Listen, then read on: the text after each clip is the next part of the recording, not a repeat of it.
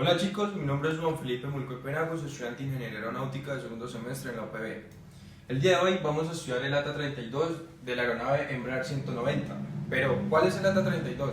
Sencillamente, el ATA-32 es el sistema de tren de aterrizaje en una aeronave, que comúnmente lo conocemos en inglés como landing gear. Para empezar, vamos a comprender primero qué es un tren de aterrizaje y cómo funciona, para qué nos sirve, para así más adelante profundizar en cada uno de los sistemas que lo componen. ¿Qué es un tren de aterrizaje? El tren de aterrizaje se encarga de absorber la energía cinética producida por la aeronave a la hora de entrar en contacto con la pista, es decir, se encarga del movimiento rectilíneo o de la velocidad en pista. Por ello, es sumamente importante para la operación de vuelo. Sin él, nos sería imposible llevar a cabo esta operación, ya que nos permite la movilidad desde rampa hasta pista. De la pista despegamos y posteriormente nos permite el aterrizaje de la aeronave. Ahora veremos para qué nos sirve el tren de aterrizaje. Durante el aterrizaje se debe absorber la energía cinética producida por la aeronave, al igual que cuando vamos a despegar. Aparte de ello, necesita absorber el impacto o amortiguar el impacto a la hora del aterrizaje, lo cual el tren de aterrizaje está apto para ello. Otra de sus finalidades es permitir que el avión se mueva por la pista, permitir el carreteo y también permitir que la nave esté en reposo. ¿Cómo así? Cuando la nave no está en operación necesita estar en descanso, lo cual el tren de aterrizaje es el apoyo de ella. Una vez que ya hemos comprendido qué es un tren de aterrizaje y para qué nos sirve, vamos a ver las características del tren de aterrizaje en nuestra aeronave, el Embraer 190. Existen muchos tipos y configuraciones diferentes, pero el Embraer tiene la siguiente configuración y siguiente tipo. Es operado de forma hidráulica y mandado electrónicamente. ¿Cómo así? Para poder accionar el tren de aterrizaje necesitamos de un sistema que nos permita hacer esta tarea. El encargado de ello es el sistema hidráulico. Y ese sistema hidráulico es mandado desde cabina electrónicamente. Las ruedas del tren principal y de morro son dobles, como lo observamos en la figura, vienen en pacha. Los amortiguadores son de tipo oleoneumático, que es una suspensión oleoneumática. Es una combinación de hidráulico y gas que nos permite una mayor estabilidad a la hora de la aeronave entrar en contacto con la pista, esencialmente a la hora del aterrizaje. Cuenta con un frenado automático auto-brake. ¿Qué es el frenado auto-brake? Es un frenado autónomo que combina el movimiento de las diferentes superficies de control que nos ayudan al frenado de la aeronave con el frenado del tren de aterrizaje, para así tener una mayor eficiencia a la hora de realizar esta tarea, así tener una mayor sincronización. Utiliza el moderno mecanismo controlador fly-by-wire. Pero, ¿qué es fly-by-wire? Simplemente es pilotaje por cable. ¿Cómo así? Todas las acciones que hace el piloto en cabina son mandadas electrónicamente a una computadora, la cual las procesa y de la misma forma electrónicamente las manda al actuador, en este caso el hidráulico del tren de aterrizaje. El tren de aterrizaje principal no posee tapas o compuertas. Una de las características de esta aeronave es que no tiene compuerta donde guarda el tren de aterrizaje, al igual que el Boeing 737. Una de las ventajas es que le quita peso a la aeronave sin afectar la aerodinámica de la misma. Ahora veremos las partes del tren de aterrizaje en nuestra aeronave, la E190. Principalmente está constituido por 5 sistemas: el sistema de accionamiento, el sistema de anclaje, el sistema de suspensión, el sistema de frenado y el sistema de rodamiento. En el sistema de accionamiento vamos a encontrar el actuador, el cilindro actuador o el hidráulico, que nos permite el despliegue o la contracción del tren de aterrizaje. De la misma forma encontramos el bloqueo del actuador, que nos permite que el émbolo no salga más de lo deseado de la recámara. Aquí vamos a encontrar el montante lateral y el bloqueo del montante lateral. ¿Para qué nos sirve esto? Para que el tren de aterrizaje no se abra ni se contraiga más de lo deseado, que no genere un momento en el eje X. Ahora hablaremos del sistema de anclaje, donde vamos a encontrar las orejetas de anclaje al fuselaje principal. Encontraremos también el montante lateral, que nos permite que no haya movimiento o momento en el eje Y, es decir, que el tren de aterrizaje no se nos mueva hacia adelante o hacia atrás. Encontramos la unión o el tubo transversal, que nos mantiene fija, que nos mantiene compacto el tren de aterrizaje. Ahora pasaremos al sistema de suspensión, donde vamos a encontrar el eje central. ¿Qué es? Simplemente es el amortiguador oleoneumático, una combinación de hidráulico y un gas, que ese gas sería el nitrógeno. Más abajo, en el mismo sistema de suspensión, vamos a encontrar el torque links y el slab links, que permite que la recámara interior o el pistón interior no genere movimiento o momento en el eje Z, es decir, que las llantas no se nos muevan, no tengan una rotación en el eje principal. Ahora encontraremos el sistema de frenado, que está compuesto por unos discos que son accionados hidráulicamente para frenar la llanta. Y en el sistema de rodamiento vamos a encontrar lo que es las llantas, las ruedas, y también las válvulas de inflado a los neumáticos, es decir, que nos mantienen la presión estándar en los neumáticos sin que ellos se desinflen. En el tren de aterrizaje real encontramos las partes aquí.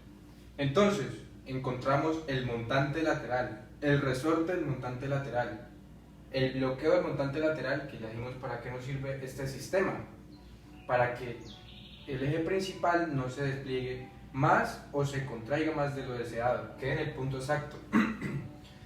Encontramos aquí el bloqueo del actuador. El actuador, ¿dónde se encuentra? Dentro del fuselaje de la aeronave. No lo alcanzamos a notar aquí, pero ahí está el hidráulico, el que permite extraer el tren de aterrizaje. Este eje es el amortiguador oleoneumático. Aquí encontramos el torque links y en la parte trasera encontramos el slab links, que no nos permite el momento de el pistón interior en el eje Z, es decir, no deja que la rueda tenga un rotamiento. Encontramos lo que son las ruedas, las llantas, los neumáticos y el sistema de frenado que va incluido dentro de la rueda, los discos de frenado. Y por último tenemos aquí el montante de arrastre, que no nos permite que el tren de aterrizaje se venga hacia adelante o se desplace hacia atrás, lo mantiene fijo, compacto. Ahora veremos la ubicación del tren de aterrizaje en la aeronave 190. Entonces aquí observamos que el tren de aterrizaje principal está a 59,71 pies del datum line. Pero ¿cuál es el datum line? Es la línea de referencia utilizada por la compañía para tomar todas las medidas de la aeronave. Veníamos diciendo entonces que el tren de aterrizaje principal lo encontramos a 59,71 pies del datum line, y el tren de aterrizaje auxiliar o el nose landing gear lo encontramos a 14,37 pies del datum line. En el tren de aterrizaje principal encontramos el izquierdo del derecho a una distancia de 19 pies con 6 pulgadas. De esta manera está la ubicación de nuestro tren de aterrizaje en la aeronave. Ahora veremos la clasificación del tren de aterrizaje en el Embraer 190. Según la superficie, es un tren de rodadura, movimiento en tierra. ¿Por qué? Porque viene especificado en rodamiento para aterrizar en tierra, compacta, en pista. La aeronave no nos va a aterrizar ni a acuatizar, entonces por eso solamente decimos que tiene movimiento en tierra. Clasificación de tren de aterrizaje E190 según la posición de ruedas. Aquí observamos que tiene una posición de ruedas triciclo, como así. En el tren principal lleva 2 soportes y en el tren auxiliar lleva un soporte, formando así un triángulo isósceles. Y lo observamos aquí de esta manera: tren de aterrizaje principal, 2 soportes en la parte trasera y un soporte en la parte delantera, así formando el triángulo isósceles. Ahora veremos la clasificación según la articulación. Tenemos que es un tren de aterrizaje retráctil. Lo podemos retraer a la hora del despegue, una vez ya hemos despegado, y lo podemos accionar cuando vamos a aterrizar.